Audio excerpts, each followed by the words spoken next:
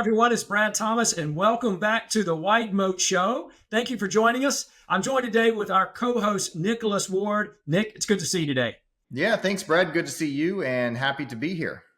Yep. So listen, I don't know which week we're into tariffs, but we've gone week after week. We've been talking about tariffs and volatility. Looks like this week, I'm not gonna, say we're out of the woods yet. But it looks like maybe, hopefully, there's not that much volatility this week. But who knows? No, I think the market is fed up with it. Maybe it's ignoring it. I thought with the whole China broke our agreement, and then last night, Sunday night, China saying, well, the U.S. broke their agreement. I thought that might lead to a bloodbath this morning on the S&P, but I'm looking at it, and we're pretty much exactly flat. So, I don't know. I guess people are just tired of hearing about tariffs. They want to focus on earnings, which have been pretty good through the first quarter. So I think that's, maybe we're going to get back to a kind of normal market conditions, at least until Trump's 90-day tariff pause ends. I'm very interested to see, what happens and how the market reacts. And I think that's in about, a month and a half? Yeah, I think so. And listen, I think one thing, I wrote an article recently about investing in your circle of competence. And I think this is really beneficial for this content we're going to be talking about today, because we all can't be everything to everybody. A jack of all trades is a master of none, right? And so what I thought we would do, because we've had a lot of really good comments here on our YouTube show. And by the way, please comment below, like us, comment, subscribe. We would love to have you back, because when you comment, we're actually going to answer those questions if we can, and try our best to try to get back with you. And so we've talked a lot about REITs and other asset classes. And of course, my background in real estate investing in REITs, real estate investment trusts, that's where I spend a lot of my time. And of course, White Moat Research covers a wide variety of different asset classes and property sectors and different ticker symbols. But today we're going to focus on REITs. And then we're going to let Nick focus on some of his favorite stocks within his wheelhouse or his circle of competence. So I think that's a great way for us to get started. And again, we've had a lot of people wanting to know more about some of the REITs that we've been writing about and researching and talking about. So today we're going to start with REITs. Yeah, it makes sense. Yeah, one of the questions that we had last week, somebody said, hey, can you guys talk about, the way that Brad thinks about the market, the way that Nick thinks about the market, and maybe how they're different. And so that's what we're going to do. That'll be a good show. And it's funny, you mentioned the master of none comment. I started reading Poor Charlie's Almanac, which is a Charlie Munger kind of play on. He was a huge Benjamin Franklin fan, so he kind of just rewrote that book.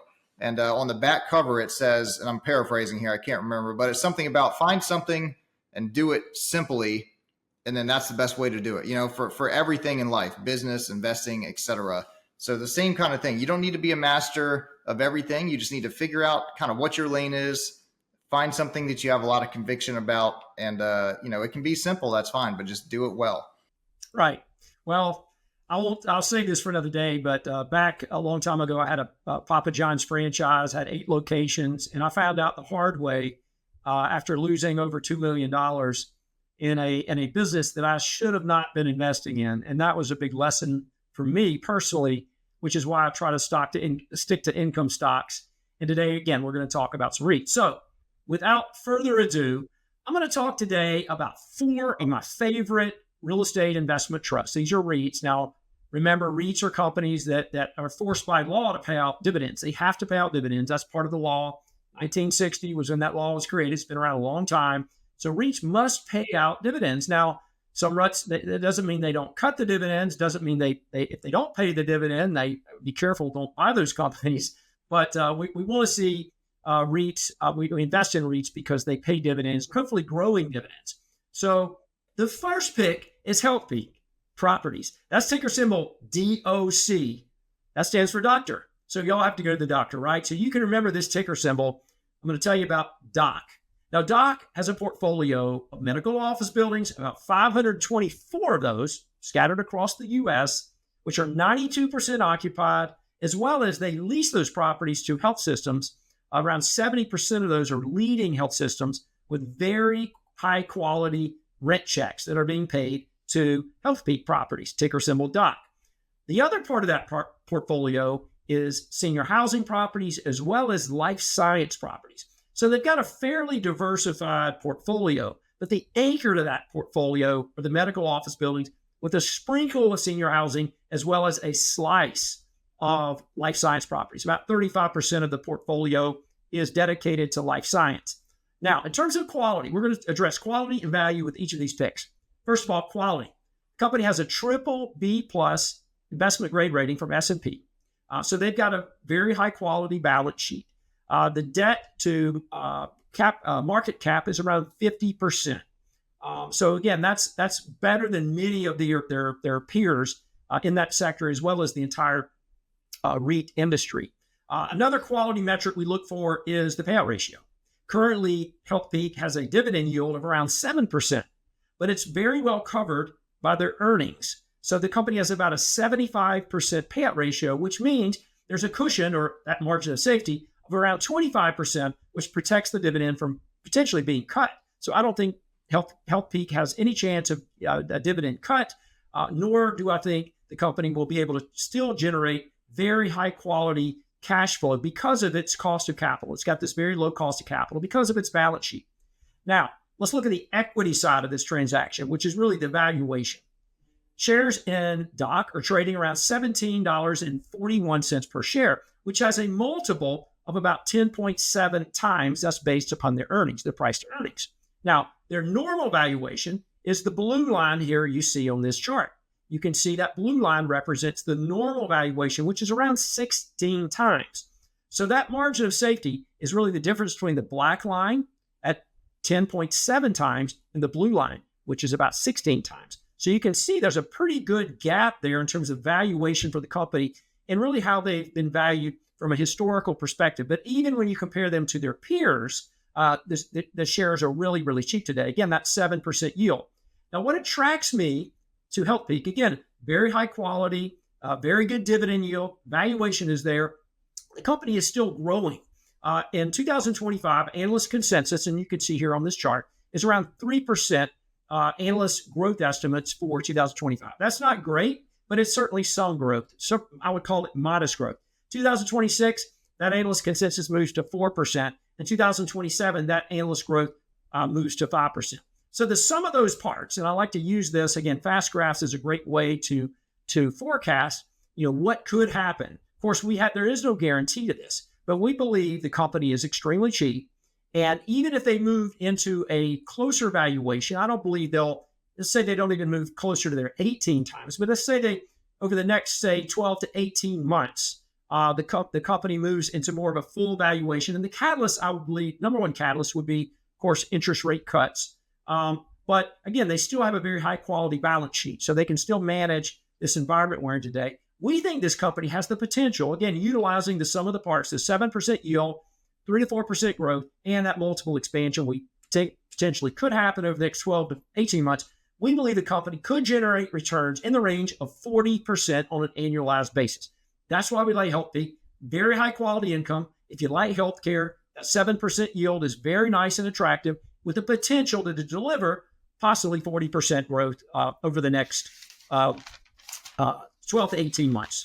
Okay, the next pick is Essential Properties Realty Trust. That ticker symbol is EPRT. Now, I'll pull that up on the screen. EPRT has around 2,100 properties, 23 million square feet, 423 tenants, and 16 industries. Now, one of those industries is a car wash. And Nick, I know last week we talked about Agree Realty and the fact that the company invests in fungible boxes.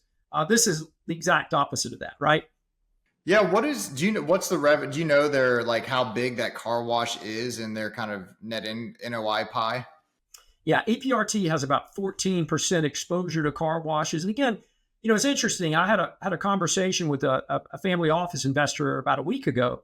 And we talked about car washes, and he was telling me about the tax benefits to owning car washes. So I didn't really think about it from that perspective, because you can depreciate a car wash a lot faster, and there are a lot of tax benefits apparently to investing in car washes. That's one reason a lot of the private equity firms, and that's really where all the money is going right now.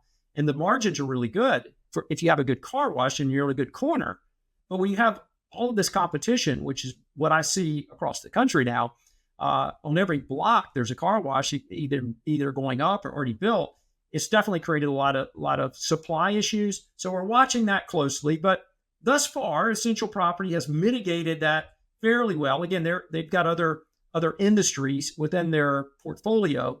In terms of quality, again, this is a fairly decent, high quality company. They do have an investment grade rating, about a triple B minus grade rating from S&P.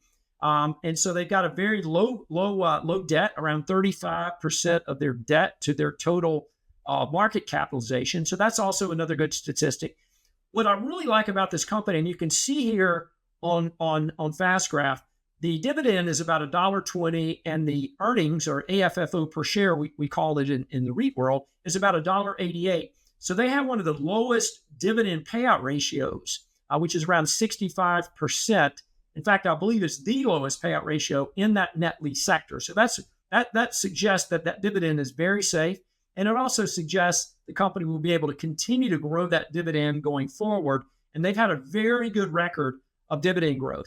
Now, yeah, Brad, on the bottom of your screen there, click on that dividends POR symbol that Fast Graph has, and people will show to your right, one over, two over, right there. There you go. Yeah, that shows that dividend's been growing nicely. This isn't a company that I follow very closely, but this is kind of the exact opposite of Doc. Doc had that 7% yield, 3% growth, still kind of totals up to a 10%-ish total return, assuming multiples stay the same. Here we are with EPRT, and it's the opposite, right? It's a 3.6% yield, but you have that high single-digit growth. So it's two different kind of paths, but they're going to lead to the same place as far as total returns go, in the absence of that big kind of multiple expansion that you talked about with Doc. Yeah. Now, again, in terms of valuation, we don't see that same kind of valuation gap that we see with Doc. Company is trading at 18 times, normal valuation at about 18.5 times. So there's a little cushion there in terms of valuation, but not much. What really I like about this company, again, is the growth. They've been able to continue to grow this company. Analyst expectations around 8% this year, around 8% next year.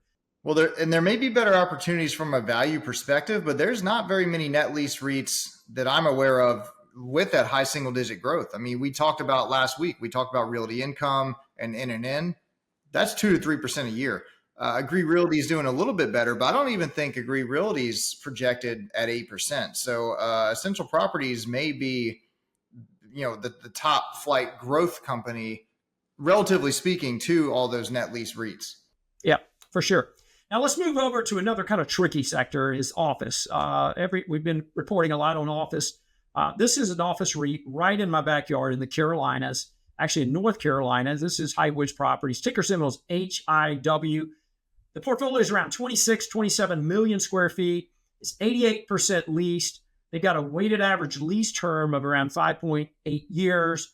And again, much like Essential Property Trust, which had 75% Sunbelt exposure, Highwoods has around 95% Sunbelt exposure. So they're primarily in markets like Tampa, Orlando, Charlotte, Raleigh, Nashville, Richmond, and Dallas. So again, it's office portfolio. This is more of a higher quality office portfolio. They're in great markets. In fact, recently, the company announced it acquired the Advanced Auto Parts headquarters in Raleigh, North Carolina. It was a sale-leaseback. So they're still very actively involved in investing, and they have a development pipeline of about 1.4 million square feet. So I like to see that continuous development pipeline, which means earnings are going to continue to grow.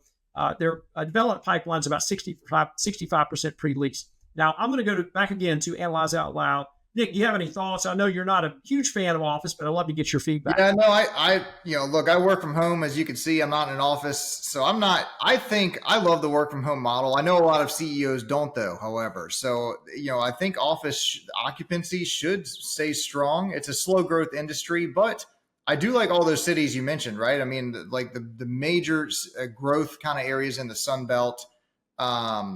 I think I'd rather own something like that than a company that has like New York and Boston offices, for instance. Boston, I think in particular, is struggling right now due to kind of all the healthcare uncertainty. So, I'm a big fan of Sunbelt expansion. I do worry about employment. I saw what the Anthropic CEO the other week said, that 50% of entry level white collar jobs are just going to disappear in the next 5 to 10 years because of AI. That's kind of like a doomsday level statement. I don't think a lot of other people familiar with AI are projecting that level of disruption, but that's just the type of things I think of. I do worry, like if that happens, right? If 50% of white collar jobs disappear in the next 10 years, I don't know what's going to happen to these office buildings, but that may just be an absolute worst case scenario. Nick, I mean, that's a great point. And the question is, what is normal valuation, for Highwoods? And we'll get on that in just a second. But in terms of quality, Highwoods is one of the highest quality office REITs out there. I mean, they do have, again, a BBB minus investment grade rating from S&P. They do have higher leverage than some of the other non-office REITs, but again, it's still maintainable. I've met with the management teams quite a few times. And actually, I'm going to be meeting with them this week at this REIT Week conference in New York City. But they typically have a very disciplined capital structure. So again, I like the quality of the company. They've got around 42% debt to gross assets. That includes preferreds. So again, that's very manageable. In terms of the valuation, again, the question is, what is the new normal? What is normal? Now, utilizing fast graphs here, you can see the current shares, this is the black line, are trading around $29.70 per share with a current multiple of about 14 times. Now, that blue line is normal. Again, I'm not suggesting that I would ever return to normal valuation. And if we knew that, we would all be making a lot of money right now because nobody really knows what is the new normal valuation. What is the normal occupancy level for office space today? But in the Sun Belt, I really feel fairly confident with the business model, Highwoods business model. And again, that valuation, whether it's current, the normal valuation being 18.8 times, let's call it 19 times versus their current valuation of 14 times, that's a pretty big gap. The other thing I'll mention is the dividend. Now, the dividend yield is about 6.73%. Again, that payout ratio has gotten tighter and tighter. You can see in 22, their earnings were negative about 3%. In 23, they were negative about 8%. We've seen that across all of the office REITs. In 24, so 11%. Now they've kind of hit the trough, if you will. 25, they're down about 2%. Now, it's still going to be more pain ahead. Again, analysts' forecasts are about minus 4%. And then we see in 27 turning to a more bullish forecast around 8% growth in 27. So the dividend has been tighter. This is a more speculative company. If I were going to invest in office REITs today, I would definitely invest in Highwoods. It is a higher quality office REIT, and I think that Sunbelt market really is more attractive to me in terms of their business model. Looking at that black line, which is the multiple of where the stock is today, it's the share price, but it's also the multiple. You'll see where the stock's trading at today is actually, right below the COVID trough, and that's interesting to me. I mean, I would have assumed that the office space just totally bottomed out in the back of COVID. So this sell-off doesn't even appear to be about office occupancy. It's all about interest rates, because that negative, kind of huge sell-off that we saw in 2022, 2023 here, that coincided with interest rates rising, not occupancy fall off in these cities. So, to me, this seems like just a play. If interest rates get cut, it looks like Highwoods going higher. So that, that would be kind of my takeaway from looking at this chart. I don't follow this company very closely, but I think if somebody's bullish on or just bearish, I guess, on interest rates, thinks they're going lower, this looks like a good way to play that. And Brad, what do you think is going to turn around that fundamental growth issue? Like, when I'm thinking about what I would do with these properties, we talked about how car washes can't be redeveloped. A-level, the top apartment buildings in these big cities, they're in the metros. To me, that seems like a pretty good opportunity to kind of turn into maybe nice multifamily areas, mixed use developments, kind of like a Federal Realty Trust is doing. Is that something that this company has talked about doing, or are they just kind of holding firm and just hoping that the office model works out? Yeah, so I haven't seen Highwoods do a whole lot of like the, restorations, I guess, of office space and converting that office space to residential. However, what I think is a really good competitive advantage for Highwoods is, again, going back to its balance sheet. There are many, many developers across the country that, like I once was, that own office properties or whatever, retail, multifamily. And so, Highwoods is in a position with their balance sheet where they can go in and acquire distressed, which are really not distressed in terms of the fundamentals, but you may have a developer with a loan maturity, and all of a sudden his 2% rate goes to 7%, and he's just way out of the money, and the deals just don't pencil out, And so I think that's the opportunity you see in this space with this company. I'm also seeing that in multifamily.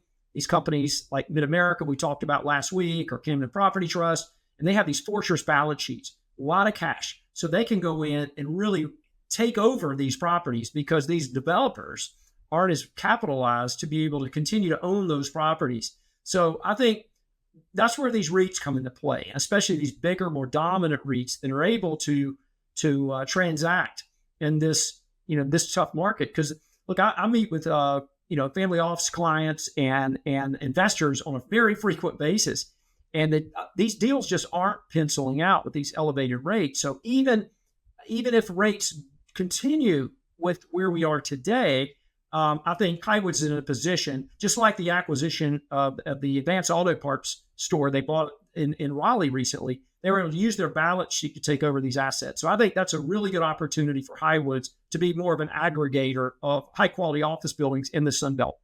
Yeah, no, so it's a cold spring. Yeah, it makes sense to me. Yeah.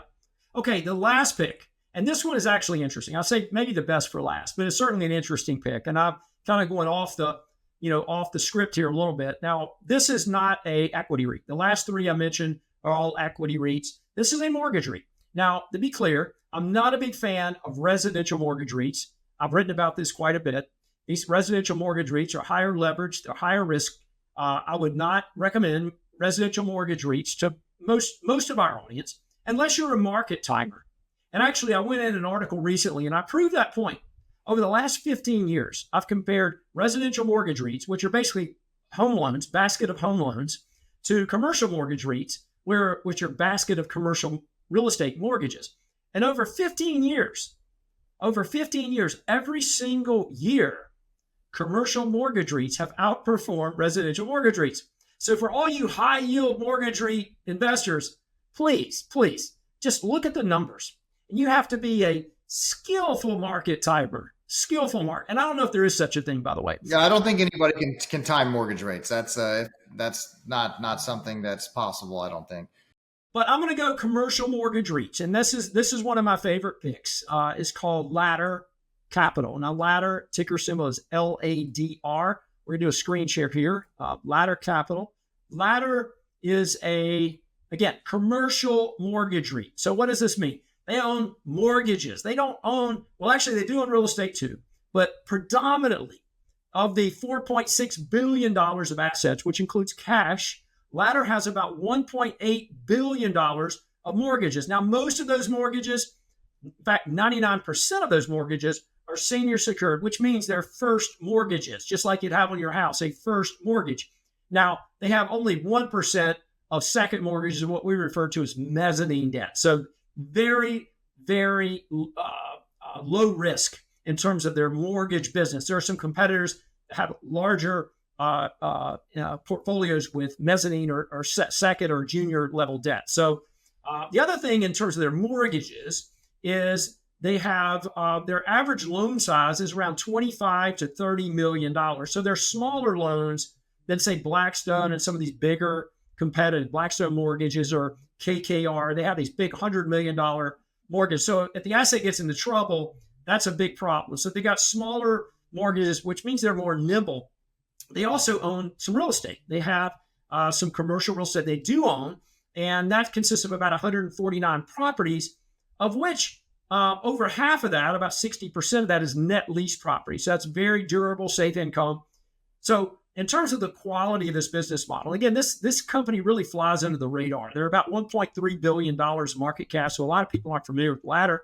But they have a large amount of cash on the balance sheet, about $500 million of cash to go out and make new loans. So really, in terms of the market that we're in right now, and I just mentioned with regard to Highwood of these loan maturities, well, LADR's in a great position to bail out developers with this new money. And so they're pricing that very selectively, their loan to value is about 65%. So that's a very, very conservative underwriting. The other thing in terms of their balance sheet and the quality of this company, they were just recently upgraded by Fitch and Moody's to investment grade status. So that's another really big, important differentiator of the company. Fitch had them at a double B minus. They now have a double B plus. Now they've moved to a triple B minus. So they have really one of the best balance sheets in the mortgage REIT sector. Now, in terms of the valuation, you can see, and by the way, let's kind of address the COVID. So obviously during COVID, there was a lot of, the company was able to cut their dividend down to around 80 cents per share. But now they've been able to continue to grow that dividend. The payout ratio is one of the best in the mortgage REIT sector. So that's another thing in terms of dividend safety. Currently, the yield is around 8.8%. The current earnings or the valuation is around 9.5 times compared to a normal valuation of about 10.5 times. So there's definitely some margin between the current price and the normal valuation of the company. Again, an 8.8% yield going forward. And then looking forward thinking, this is what really excites me. In terms of analyst growth, they see the company growing by 23% in 2026. Now, 25, again, has been a tougher year for the company in terms of they've had some loan redemptions, but now they're putting that money back to work. And again, that's the war chest of capital I just mentioned, $480 million. So they'll be able to reinvest in new loans. And the final thing I want to tell you about this company is they have around 11% inside ownership. I actually speak with the CEO quite frequently, just not only about the company, just about the industry in general and looking at the overall market. And so I definitely like LADR. LADR has a very stable income. I think they're trading at a slight discount. And again, the growth prospects look pretty good. And you can't say that for many of the mortgage REITs today. We really don't recommend too many residential or commercial mortgage REITs, but LADR's one that I say for last because I think it's a really compelling opportunity today. Yeah, no, I mentioned Charlie Munger earlier, and I'll just have I'll do his famous response. I have nothing to say. That's not a company that's in my wheelhouse here, so I'll let the master break that one down. I mean, I'm looking at the fast graph. If we return to that 10.5 times average PDE ratio in 2026, and if that kind of 20% growth happens, that growth plus multiple expansion plus the dividend, you're looking at about a 20% annualized rate of return. So that is something I'm interested in. That's the type of stuff I'm looking for from like the tech companies that I generally invest in. So this is an interesting example of a kind of a boring alternative income play that has that sort of 15-20% upside potential, assuming that they do return to growth in 2026. Yeah, and one other point I want to make, I mean, back to management, I do spend a lot of time with this company. They have a very experienced management team, but especially a company of this size, I really spend more time with this management team because we want to make sure that their interests are aligned with investors. And I think with LADR, this management team really checks all of the boxes in terms of that alignment that I feel with investors. They have in the past paid out special dividends every year, usually around Christmas time. You'll get a nice little Christmas bonus in terms of the dividend. But that's really important. And again, I'll be attending REIT Week this week, meeting with over 24 different CEOs across all different property sectors and really meeting with them one-on-one. And we're going to provide some videos too. So be on the lookout for that. Well, Nick, I think this is going to wrap up this version here, this edition. I'm looking forward to your when you reveal your top picks here next time. Yeah, no, hopefully we'll get both of these videos up soon for people. And like you said, you'll see how Brad and I differ, but looking at the fast graphs, a lot of the principles, the underlying fundamentals that we're looking at and focusing on that margin of safety, focusing on fundamental growth. Like I said earlier in this video, there's multiple paths that get to the same destination. And I think that's what we're both after here. Great. Well, listen, I want to thank everyone for watching, listening, hopefully learning. That's really important for us. And please, drop us any comments below because we'd love to answer your questions and we can actually put together more and more content with your questions. So please drop us any comments below, give us a like, and I look forward to seeing you, or we look forward to seeing you next week. Happy sleep well at night. That's Swan Investing. There we go. Have a great week. Thanks, everybody.